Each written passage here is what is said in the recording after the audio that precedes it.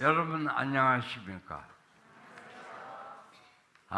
오늘 처음 참석하신 분들 말고 어저께까지 참석했던 분들에게 질문을 하나 합니다. 이번 부족한 사람이 왔지만 잘 됐다라고 생각하시는 분 손 한번 들어보세요. 감사합니다. 굉장히 많으시네. 이게 누구 덕이에요? 아니 인간적으로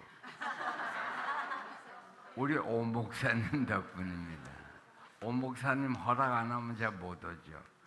우리 한번 오 목사님한테 감사합니다 해봅시다. 감사합니다. 저분이 간이 커서 나 같은 사람 다 불렀는데 다행히 여러분 마음에 듭니다. 그죠? 네, 감사합니다. 저는 이 세상에 태어나서 한 가지 참 잘한 일이 하나 있어요. 너무 잘한 거. 예수님을 믿기로 한 거. 너무 잘한 거 같아. 그거보다 조금 더 잘한 거 하나 오늘 말씀드릴 거예요. 그때를 알게 됐어. 그때. 때. 마태복음 25장에 예수님은 그때라고 시작을 하십니다.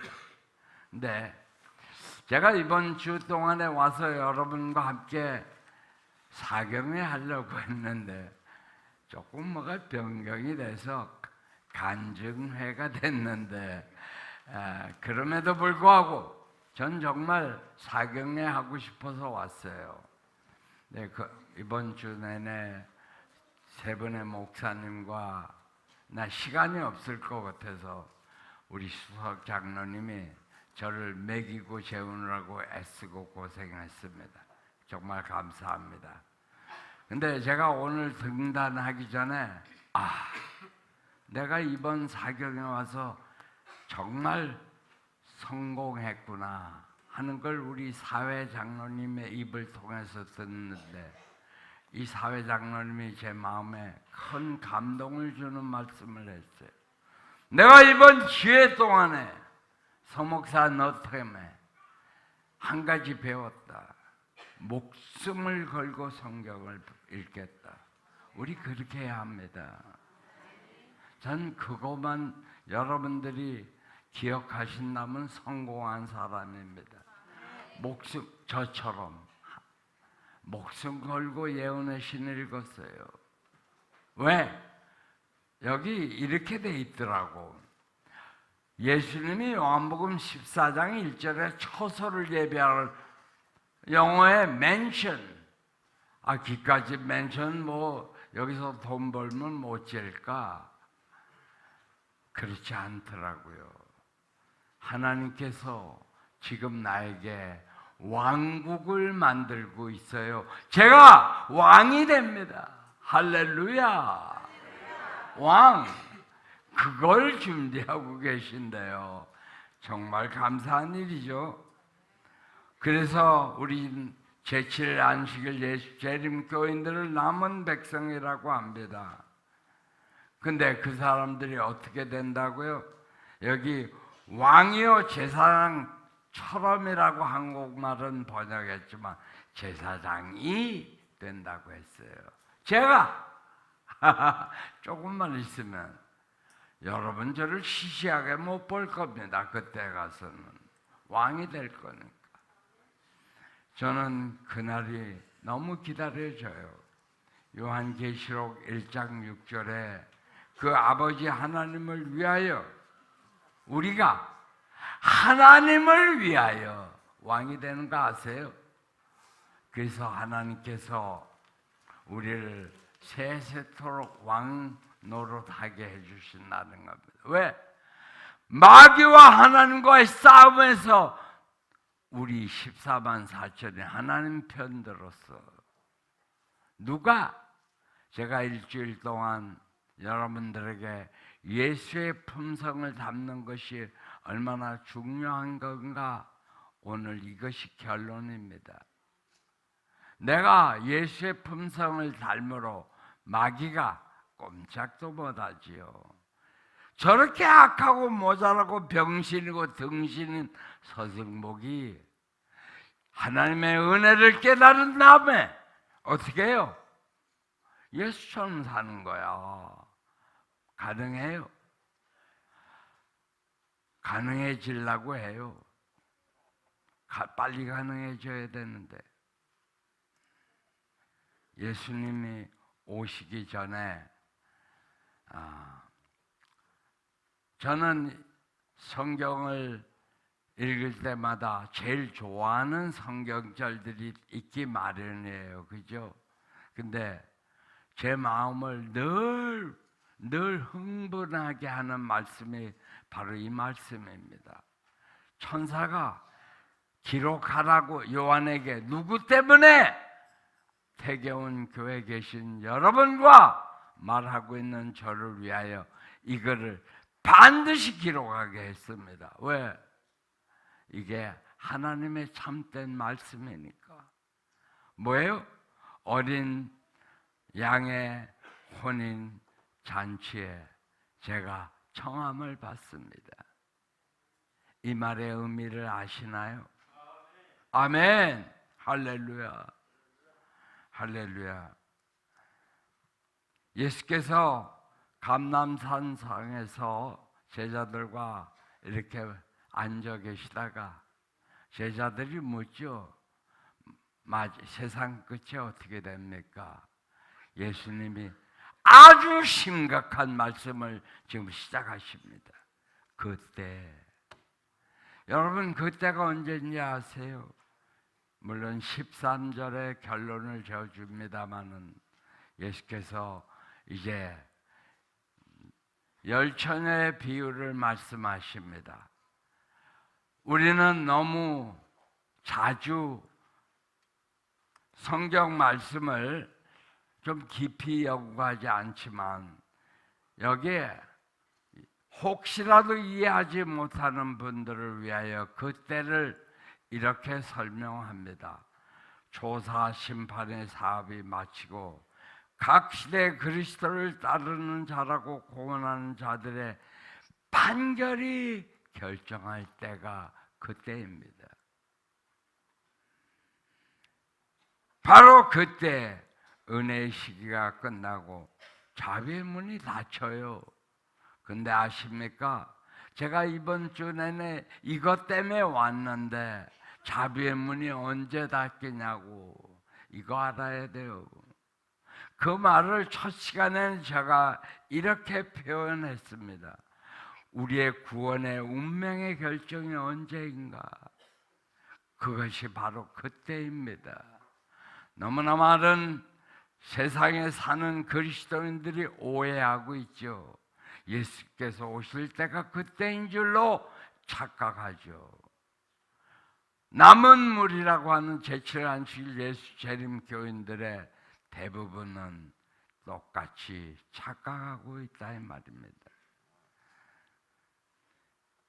혼인 잔치에 들어가고 문은 닫혔어요. 그렇죠? 예. 근데 예수님이 그때 왔어요? 아닙니다. 예수 재림은 문 닫히고 후에 와요.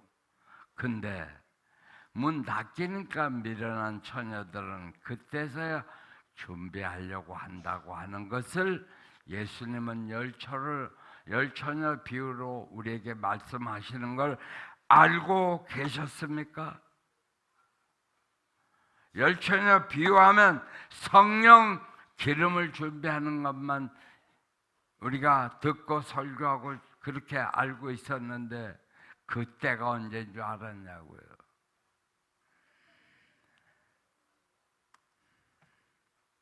그래서 우리는 선지자의 글에 이런 글을 볼 때 제가 깊은 회개를 하고 진리를 깊이 연구해야 되는 거라.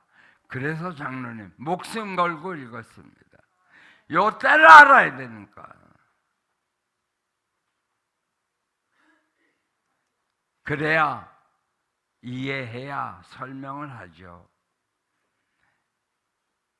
여러분 5명은 때가 늦었는지도 모르고 참 한심하죠. 근데 그때 준비 안 나는 거야. 될까요? 안 되더라고. 예수께서는 안 된다는 얘기하고 계세요. 그렇다면 여러분들은 문이 언제 닫히는가 아시냐고. 밤중 소리가 날 때입니다. 그렇다면 그 밤중 소리가 우리가 들을 수 있을까요? 제가 연구한 바에만 따르면 못 듣습니다. 성령 지배 아래 있는 사람은 듣습니다. 야, 그때가 언젠가 이제 알게 되는데, 여기에 보니까 예비됐던 자들은 예수님과 함께 들어가요. 근데 우리는 예비된 사람들이 어디에 살고 있냐면 아직 지상에 살고 있는데 그때가 옵니다. 그래서 열처녀 비유를 예수님이 말씀하시면서 그런즉 깨어있으라 그랬어요. 왜? 그날과 그 시는 또 다른 시간에 말씀하실 때 아버지밖에 모른다 그랬어요. 예수님이 재림하시는 날은 개국일에 없던 환난 후에 오기 때문에 인류의 3분의 1이 죽은 다음에 오시기 때문에 덫과 같이 임하지 않습니다. 셋째 천사의 기별을 듣고 죽은 사람들은 다 부활해서, 특별 부활해서 재림의 날을 공포하는 날도 다 들어요. 근데 왜 덫과 같이 와? 아니지 않습니까? 그러므로 그날 그 시는 어느 때냐 말입니다. 이걸 재림교인들이 알아야 되는데 목숨 걸고 연구했냐 말입니다. 해야 됩니다. 제가 여기서 얘기하고 가야 금방 잊어버려요. 여러분이 여기 계신 장로님 결심처럼 목숨 걸고 지금부터 연구하는 겁니다. 본인 스스로가 깨닫는 겁니다. 왜 한 번만 하면 할까? 아니, 난 정말 이거 굉장히 심각한 거예요. 이것 때문에 전 죽을 병에 걸렸는데 지구 한 바퀴 돌아왔어요. 하나님, 우리 태계원 교회 교인들은 그때를 알아야 합니다. 부족한 제가 가서 한번 사경에 해보겠습니다. 목숨 걸고 읽으실래요? 할렐루야. 너무 감사합니다. 그래서 우리 이 열처녀 비유를 통해서 에스대 교인들의 구원이 언제 결정되는지 그걸 알려주고 계십니다. 그게 우리의 운명의 날이에요. 사형수가 감옥에서 사형 선고를 받았지만 집행할 때까지 기다리고 있잖아요. 마찬가지입니다. 우리도 우리의 구원의 결정이 하늘에서 이미 났는데 우리는 예수 재림할 때 나겠지, 혹은 은혜의 시기가 끝날 때 되겠지. 아닙니다. 세 번째 답입니다. 조사 심판이 진행되는 동안에 우리의 구원의 결정은 끝납니다. 그리고 아직 우리는 이 세상에 살고 있어요. 구원을 못 받는다고 결정됐는데도 혹시 태계원 교회 계속 안식일 날 나올 수도 있다 이 말입니다. 우리는 구원을 얻으면 하늘에 가서 찬양대가 될 건데 구원이 결정돼서 못 간다고 결정됐는데도 이 자리에 와서 찬양할 수도 있다면 여러분 어떻게 하실래요? 심각한 질문 아닙니까? 여러분 참 한국 사람 음악 수준이 높아, 그죠? 근데 저 아프리카에 있다 왔갈랑. 근데 못하다고 말하자니 좀 기분 나쁘실 것 같기도 하고, 거기도 이만큼 잘해. 거기는 피아노도 없어, 찬미가도 없어. 근데요, 최영교 목사가 약호가 죽는데 뭐 이렇게 잘하는 거예요. 흑인들이 노래를 잘해요. 우리 곧 하늘에 가서 찬양 대원이 될 것입니다. 나도, 저도 어린 양의 노래를 부르게 될 것입니다. 근데 누가 그 노래를 부르지? 이 세상에서 죄로부터 승리한 사람, 어린 양이 어디로 인도하든지 따라가는 사람, 그 때를 알고 준비한 사람, 그 때가 언제인지 아는 사람, 혼인양의 어린 잔치가 언제 어떻게 진행될지를 다 아는 사람만이 준비가 됩니다. 여러분, 제가 지어낸 말이 아니고 여기 대쟁투 427페이지에 백성들은 제7일 안식일 예수님교인들은 직접 그 혼인 예식에 참석할 수 없었다. 왜요? 지금 진행 중이다 말이에요. 지금 이 말, 이거를 목숨 걸고 연구해서 찾아내야 된다 이거지. 왜? 지금 심판이 진행되는데 내가 어떻게 살고 있어요? 구원이 결정됩니다. 지금입니다. 여러분, 다 잊어버려도 되는데 지금입니다. 왜냐하면 그들은 세상에 살고 있는 방면에 그 혼인은 하늘에서 행해졌기 때문이다. 그리스도를 따르는 사람들은 그 주인이 혼인 집에서 돌아와 문을 두드리면 곧 열어주려고 기다리는 사람과 같이 되어야 한다. 누가복음 12장 36절. 그러나 그들은 그리스도께서 하나님 앞에 나아가실 때 그분께서 하시는 일을 이해하고 지금 죄를 없애는 일을 하고 계시거든. 그 일을 이해하고 믿음으로 그분을 따라가야 한다는 말은 믿음으로 죄를 안 짓는 일을 해야 한다 이 말입니다. 이해하셨어요? 이런 의미에서 그들이 혼인잔치에 들어간다고 기록되어 있다. 여러분, 지금 우리는 매우 중요한 엄숙한 시간에 살고 있어요.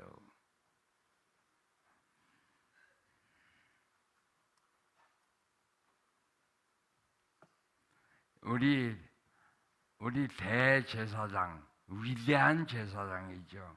위대한 제사장께서는 성소를 정결케 하는 당신의 엄숙한 사업의 마지막 부분을 이행하시고자 지성소에 들어가셨다.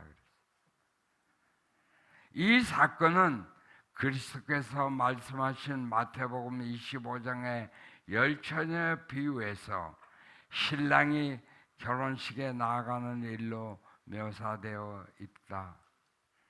성소 정결은 조사 사업 곧 심판 사업에 포함된다.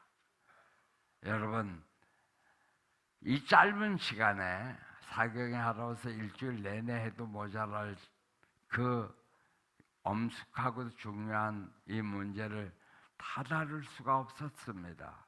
그래서 제가 기도했어요. 하나님, 제가 이 메시지를 다 못하고 가는데 어떻게 하면 좋습니까? 라고 기도했더니 등단 전에 장로님의 입을 통해서 목숨 걸고 자신도 읽겠다 이렇게 서약을 해요. 전 성공하고 돌아갑니다. 여러분, 그리스도께서 당신의 백성을 구원하여 오시기 전에 행해져야 합니다. 그 이유는 예수께서 오실 때는 상을 주려고 오는 거지 그때 조사하려고 오는 게 아닙니다. 심판하려고 오는 게 아니십니다.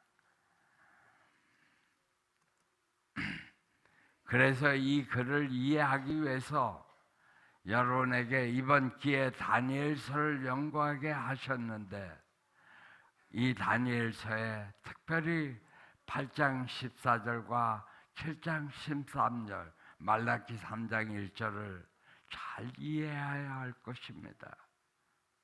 이 말씀들이 주는 의미는 성서 정결 사업은 조사하는 것과 판단하는 일을 하는 것을 의미하는데, 지금 구원 얻을 사람들의 사건을 판단하고 계신단 말이에요. 근데 구원을 못 얻을 사람 이름은 어린 양의 그 책에 기록되지 않은 사람 이름 안 불려집니다. 이 일은 그리스도께서 당신의 백성을 구속하기 위하여 오시기 전에 수행되어야 한다. 참 엄숙한 말씀이죠. 우리 사건이 지금 하늘에서 진행된다면 할렐루야, 나 하늘 가는 사람이네. 근데 내 이름이 하늘에 불려지지도 않았는데 나는 지금 뭐 하고 있는 걸까?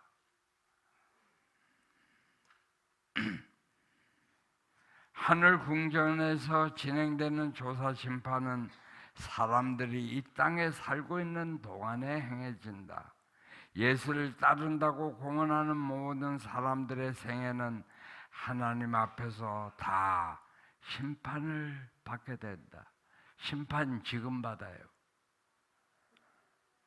모든 사람들은 하늘책에 기록된 대로 심사를 받게 되고 그 행위에 따라 각 사람들의 무엇이 운명이 결정된다. 아셨죠? 이게 내가 여러분에게 전하라고 주신 메시지인데, 여러분이 어떻게 내 천사가 기록하는가? 여러분, 너무나 많은 사람들이 자기의 심판 때를 모르고 살고 있어. 근데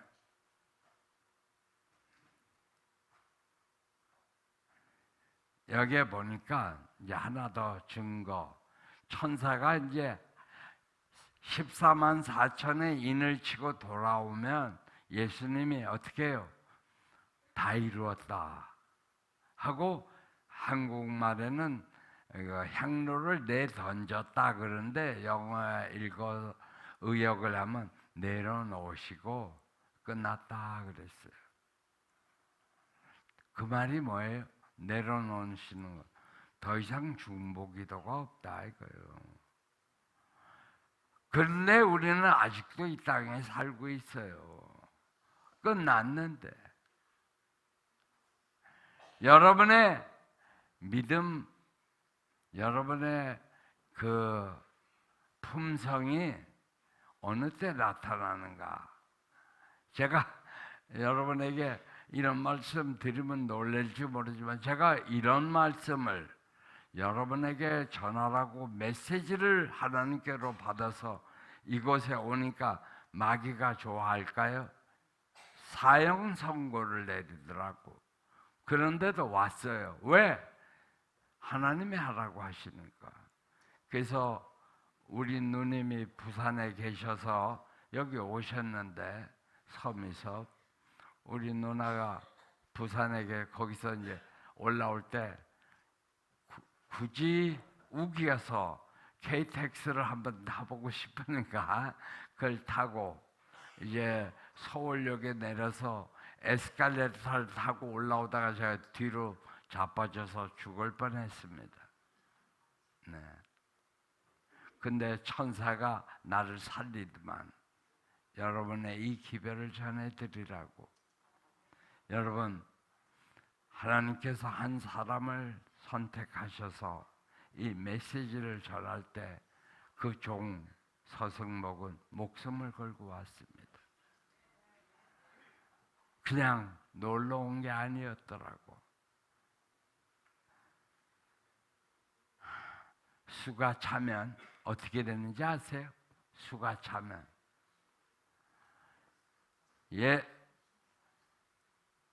하나님께서 다 이루었다고 하면 1월 협령 내려요. 1월 협령 내린 다음에 중보의 기도가 없습니다. 그때 가서 준비가 안 된다 이거예요. 이렇게 찬양을 잘 하는 데는 훈련 안 하고 연습 안 하고 안 되더라고. 아무리 훌륭한 지휘자가 해도 훈련해야 돼요. 지금 우리가 예수의 품성을 잡지 않는다면 1월 협령 난 그 짧은 시간에 안 된대요. 예. 우리의 운명이 성소의 봉사 사업을 하고 있는 동안에만 우리는 준비될 수 있습니다. 자, 여기에 예수님이 심각한 말씀을 누가복음 21장에 이렇게 했어요. 스스로 조심하라. 그날이 뜻밖에. 왜? 우리가 살고 있는데 우리는 언제인지 모르고 결정돼 버렸단 말이에요. 뜻밖에 덫과 같이. 이제 이해하셨어요? 우리의 운명이 예수님이 오실 때가 아니라니까. 지금이라니까. 찬양대 연습하기 전에 뭐하고 살았는데요? 그것이 내 운명을 결정한단 말이에요. 아무리 여기 와서 찬양을 잘한다 할지라도 내가 지난주에 어떻게 살았냐 말입니다. 이해하셨어요? 교인 여러분 이해하셨습니까? 우리 지금입니다. 제가 왜 이걸 강조하는가? 입 맞는 자의 수가 차야 1월 협령도 오고 야곱의 환난도 오고 개국일에 없던 환난도 오고 세상 끝나야죠. 우리 빨리 하늘에 갑시다.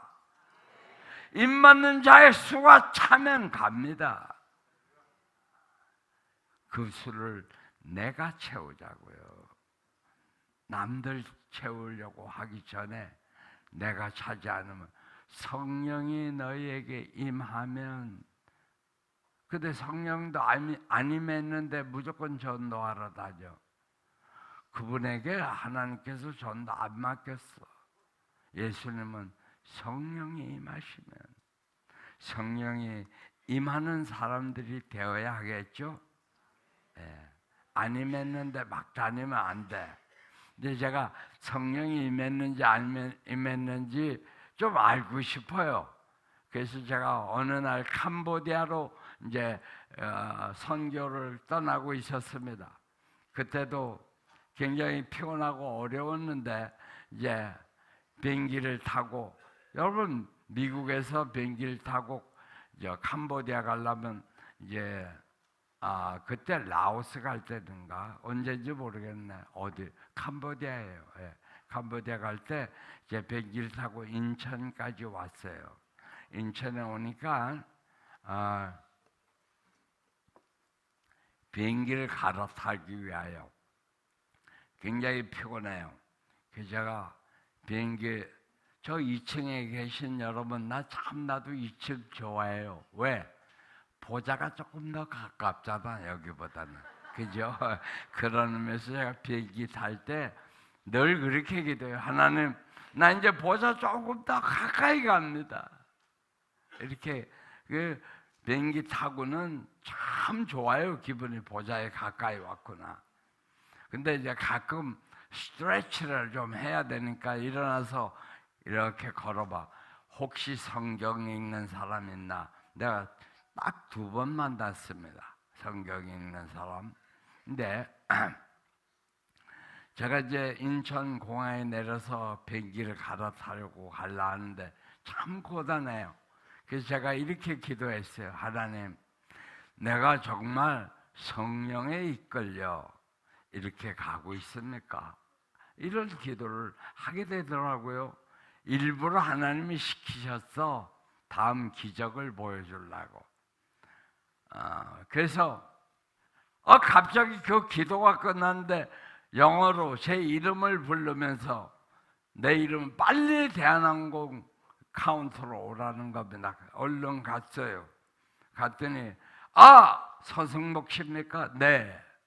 우리가 1등실 자리를 바꿔주면 안 될까?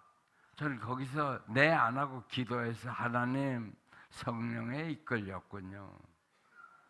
제가 1등실 표를 바꿨다고 이제 비행기 타는데 탁 들어갔는데, 야, 대한항공 1등실은 대단합니다.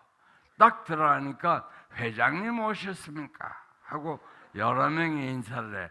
내가 선교회 회장이었거든. 그 내가 꿀릴 거 없어.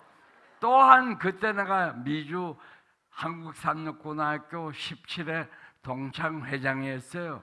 내가 두 가지 회장이니까 당당하게 이렇게 비행기를 타서 그 앞자리에 앉아서 눈물로 기도가 나와요. 아, 내가 성령에 이끌리는 거 맞다. 하나님이 답을 주려고 하는데 이 기적밖에는 없는 거예요. 선교 다니는데 어떻게 1등실을 탈 수는 없었는데 태워주시더군요. 이렇게 설교를 했더니 어떤 사람이 나보고 우연이다 이거예요. 우연. 그럴 수도 있어요. 그죠? 뭐 우연일 수. 한 번이면 우연이야. 제가 3번이라면 우연래. 그죠? 3번씩이나 1등실을 하나님이 태워줬다. 그건 우연 아니지. 한 번은 미국 비행기 델타 에어라인 1등실을 탔더니 미국 백인 여자가 앞에서 공손하게 이렇게 기분 되게 줬을 때다. 근데 그날 제가 처음 타봤는데 1등실, 제가 여러분에게 말씀드려 개봉 밑에 커서 눈치가 빠르다며. 근데 1등실 타서 뭐 했게? 기도했죠. 하나님 감사합니다. 날 1등실을 태워주시네. 내가 한국사금육고등학교 와서 기도줄 강사하고 돌아갈 때요, 학생들이 나 잠을 못 자게 상담할 게 많대. 주로 상담 내용이 제일 많은 게 언제 여학생 손을 잡아보나.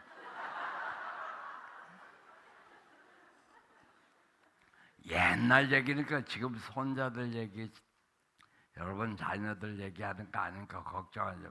맨 그런 상담밖에 안 해. 왜 그런가 했더니 미국에서 온 장로가, 제가 장로였으니까 여기다 상담하면 비밀은 지켜지겠지, 이런 뜻에서. 그리고 제가 미국에 가서 이제 비행기를 LA에서 갈아타고 이제 비행기를 타고 왔는데 하나님이 1등실 태워주더라고요. 참. 그러면서 제가 1등실에 앉아서 하나님 감사합니다 하는데 이런 음성이 들려요. 승복아, 알겠니? 내가 너를 한국삼육 보냈단다. 그때 감동을 받은 사람들이 아직 나에게 연락해요. 하나님이 하신 일이에요. 어떤 또 몇 년 전에 나왔더니 또 다른 학생이 중간에 연락 안 하던 사람을 이제 나에게 목사로 부르면서, 목사님, 장로님, 제가 장로였을 때니까 그때 내가 하나님 뜻대로 믿기로 결심해서 지금까지 정말 하나님께 충성을 하고 살고 있습니다. 할렐루야. 그때 제가 경험담을 좀 얘기해요. 딱 1등실에 앉아서 기도를 끝나고 눈을 떴더니 스튜디오스가 주스를 종류대로 가지고 왔더라고. 쟁반에. 내가 손이 2개라서 2잔만 받았어요. 나중에 알고 보니까 받아놓고 또 받아도 되는데, 아니 나중에 자꾸 갖다 주더라고. 그 2잔을 싹 마시고, 근데 나도 뒤로 눕고 싶은데 난 눈치가 빠른 사람, 도자체 처음 타봐서 알 수가 없어. 그래서 한참, 그렇다고 또 체면에 이렇게 몸을 구부려서 볼 수도 없고, 내가 거의 내가 많은 팔방 미인인데 이까지가 하나 못 찾겠나 하고 놀랐는데 옆에 사람이 넘어가고 있었습니다. 어이, 깜짝 놀라서 옆에를 쳐다봤더니 마침 동양이네요. 그래서 한국분 이제 한국은 뭐 자파니스 뭐 이래 자판 이래요. 아, 네가 일본사 잘 됐다. 니네가 독도를 니네 땅이라고 우겨? 넘어가 봐라. 이제 근데 그래도 미안해서 너 영어 하냐니까 못한대요. 일본말로 내가 미안하다 이 말을 못 배웠어요. 다 한마디는 배웠어. 문제가 크구나. 몬다이가 닥상 아리마스. 이게 문제가 크구나 이 뜻이에요. 그래서 내가 거기다 대고 몬다이가 닥상 아리마스. 그랬더니 지를 눕혀놓고 문제가 크다니까 썽을 낼 수도 없고. 이제 그렇게 한 다음에 나도 누워야 되는데 이거 어떻게 하면 좋을까? 그 옆에 걸 누르니까 이제 서. 참 재밌었습니다. 1등실 탄 경험이 좋더라고. 그렇게 여러분, 제가 이제 인도네시아에 그때가 나이가 좀 많았을 때인데 3,000m 위에 삼육학교를 지었어. 어떤 서울에 있는 어떤 약국하는 주인이 삼육학교를 세웠어요. 인도네시아 파푸아 뉴기니아. 제가 거기에 지붕을 해달라고 그래서 이제 돈 그 당시에 US 달러 10,000불이 필요하다고 그래서 그 10,000불을 가지고 지성배라고 하는 목사님과 함께 그분을 나를 살살 꼬셔서 그 돈 가져오라 해서 거기 갔습니다. 그렇게 해서 그 산 위에까지 걸어 올라가는데 정말 어려웠습니다. 이틀 동안에 거쳐서 3,000m. 제가 많은 경우에 사람들이 나보고 구름을 잡는 사람이라고 그래. 못 잡을 거 잡는다 이거지. 나 구름 잡아봤어요. 3,000m 올라가니까 구름 속에 있대. 구름 잡아도 보고 먹어도 보고 만져도 보고 다 있어요. 예, 목표를 세우면 구름도 잡더만. 예. 근데 거기 가서 이제 참 좋은 경험을 다 하고 이제 내려와서 이제 지성배 목사가 나를 그 인도네시아에 1,000명 선교사 훈련원이 또 있어요. 거기 와서 나를 탁 내려놓더니 밤 11시에 도착했는데 목사님 저는 내일 아침 4시에 떠납니다. 나는 목사님 여기 남아서 선교사 훈련 2주 동안 교육시킵니다. 그래. 아니 그러면 준비하라고 했어야지. 제가 2주 동안 거기서 그 학생들과 함께 훈련하고 전도회하고 이제 그렇게 하고 마치고 이제 오는 날이 되었습니다. 이제 오는데 인도네시아 공항에서 거기 발리 공항에 가기 전에 이제 지성배 목사가 인도네시아에서 선교를 마치고 귀국하는 날이었는데 이제 거기서 많은 교인들이 모여서 이제 고별 집회를 하는데 나도 집회하는 난 고별도 아닌데 나도 하라고 그래서 저도 했습니다. 거기서 한 사람이 깊은 감동을 받아요. 지금 왜? 하나님이 내가 성령이 이끌렸나 안 끌렸나를 알려주려고. 제가 저 같은 사람이 짧은 영어로 설교했는데 무슨 감동을 받겠습니까? 근데 감동을 받는 거야. 왜? 성령이 임하시면. 그래서 그분이 지성배 목사를 1등실로 자리를 옮겨줬어. 내가 슬 화가 나요. 하나님 나는 성령에 안 이끌렸습니까? 그리고 공항에 도착했더니 내 몰래 해놨어요. 할렐루야. 제가 1등실을 또 타게 됐어요. 우연일까요? 아닙니다. 하나님께서 하시는 일이라면 된다 이거지. 그래서 여러분 참 시간이 다 갔는데 우리 어떻게 하면 성령에 이끌리겠는가? 첫째 조건이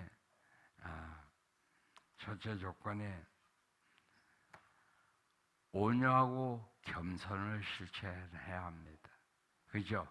내가 다 되는데 우리 집 사람이 날 갈구는 데는 온유도 안 되고 겸손도 안 돼. 제가 병에 걸려서 여기 나왔는데 전화 걸어가지고 나한테 전화해가지고 집회는 잘 되는가 이렇게 안 묻고 돈은 얼마 썼는가 자기가 대줬다고 낭비하고 있지 않습니까? 온유가 나오겠어요? 겸손이 나올까?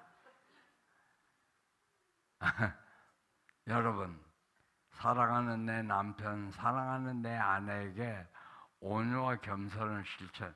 제가 얼마나 자주 우리 집 사람 앞에 무릎을 꿇고 울고 호소하는지.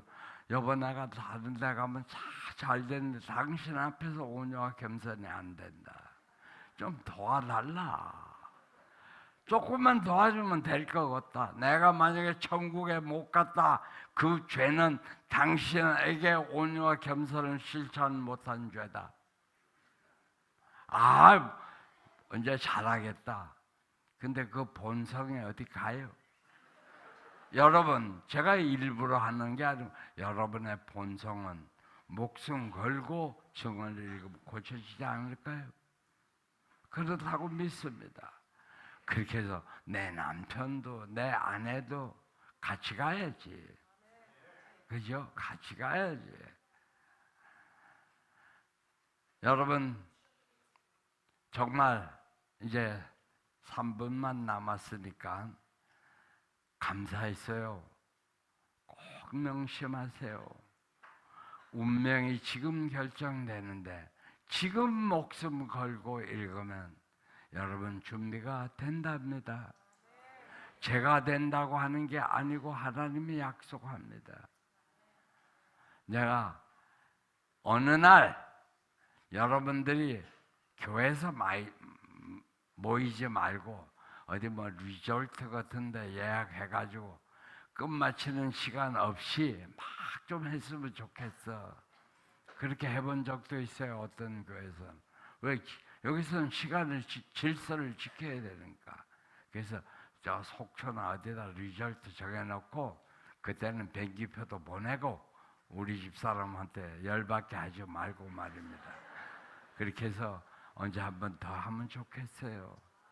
여러분, 부족한 저를 이곳에 오게 한 오 목사님의 그 큰 용기에 대해서 감사하시고 또 부족한 저를 위하여 얼마나 많이 기도했는지 몰라. 어떤 사람 내가 키가 작도 키높이 신발을 어저께 사왔더만. 네. 속상해. 근데 받고 더 속상하는 게 키가 작으니까. 근데 키 작은 사람도 하늘에 간답니다. 예, 많이 갈 거예요. 사도 바울도 작았다니까. 여러분, 외모로 사람을 판단하지 마시고 우리 하늘에 가는 여러분과 제가 되길 간절히 바라고 정말 하늘에 가서 7일째 되는 날 7째 불락에서 이야, 서목사님 그때 그렇게 떠들더니 오긴 왔네! 이 놀램을 놀래고 싶습니다. 여러분, 정말 감사했습니다. 명심하시고 증언을 목숨 걸고 읽게 되시기를 간절히 바라며 정말 마음을 다하여 여러분께 감사 인사를 드립니다.